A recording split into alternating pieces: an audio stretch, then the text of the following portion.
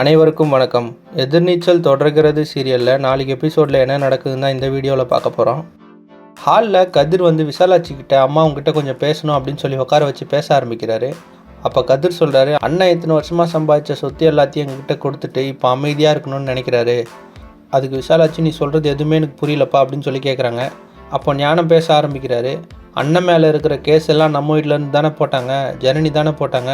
அது மட்டும் இல்லை, நம்ம வீட்டில் இருக்க எல்லாரும் சேர்ந்து தானே அவங்களுக்கு உதவி பண்ணாங்க அப்படின்னு சொல்லி சொல்கிறாரு. அப்போ கதிர் சொல்கிறாரு, அண்ணன் தம்பிங்க மேலே ஒரு கருணை கூட வராதா அப்படின்னு சொல்லி கேட்குறாரு. நாங்கள் தனியாக முன்னேறுவோம் அப்படின்னு சொல்கிறாங்க, ஆனால் இந்த குடும்பத்தை விட்டுட்டு வெளியே போய் எங்கே முன்னேற போகிறாங்க அப்படின்னு சொல்லி கேட்குறாரு. இதை கேட்ட விசாலாட்சி ரேணுகாவின் நந்தினியும் பார்த்து உங்களை தான் கேட்குறாங்க, பதில் சொல்லுங்கள் அப்படின்னு சொல்லி சொல்கிறாங்க. அதுக்குள்ளே கதிர் மீண்டும், அம்மா நான் உங்ககிட்ட தான் பேசுகிறேன், நீயும் அண்ணனுக்கு எதிராக சாட்சி சொல்ல போகிறதானே அப்படின்னு சொல்லி கேட்குறாரு. நீங்கள் எல்லாரும் ஒத்துமையாக இருந்தீங்கன்னா அதை பார்த்து சந்தோஷப்பட போகிற முதல் ஆள் நான் தான் அப்படின்னு சொல்லி சொல்கிறாங்க.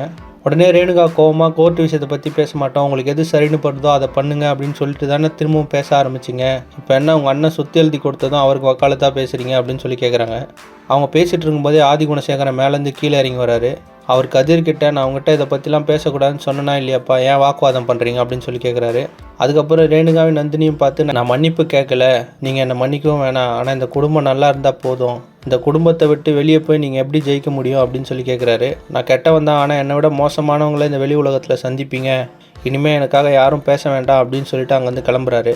அதுக்கப்புறம் கதிர் திரும்பவும் விசாலாட்சிக்கிட்ட, அண்ணன் ஜெயிலுக்கு போகிறதுல நமக்கு என்ன லாபம், நாங்கள் எல்லாரும் நீ பெத்த புள்ள தானே, நீ மனசு வச்சனா இதை தடுக்க முடியும் அப்படின்னு சொல்லிட்டு காலில் விழுந்து கேட்குறாரு. அதுக்கப்புறம் விசாலாட்சி வெளியே உட்காந்துட்டு இருக்காங்க. அப்போ ஞானம் வந்து, அம்மா அண்ணன் உங்ககிட்ட பேசணுமா அப்படின்னு சொல்லி கூப்பிட்றாரு. முதல்ல தயங்குற விசாலாட்சி அதுக்கப்புறம் முடிவு பண்ணிட்டு மேலே போகிறாங்க. அங்கே ஆதி குணசேகரன் பேச ஆரம்பிக்கிறாரு.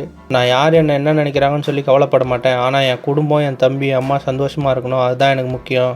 நான் நல்லவன் சொன்னதில்லை, எனக்கு நல்லவன் யாரும் பட்டமும் கொடுக்க தேவையில்ல, நான் சின்ன வயசுலேயே இந்த குடும்பத்தோட பொறுப்பை சுமந்தவன், இப்போயா எனக்கு சொத்து மேலாம் ஆசை வரப்போகுது, நான் பார்த்து கட்டின கூடுமா இந்த வீடு, இது உடஞ்சிடக்கூடாது, யாரும் உடச்சிடவும் கூடாது அப்படின்னு சொல்லி உணர்ச்சி வசமாக பேசுகிறாரு.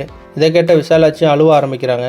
ஆதி குணசேகரனோட ஜாமீன் ரத்தாகுமா, விசாலாட்சி என்ன முடிவெடுப்பாங்க அப்படின்றத அடுத்தடுத்த எபிசோடில் பார்த்து தெரிஞ்சுக்கலாம்.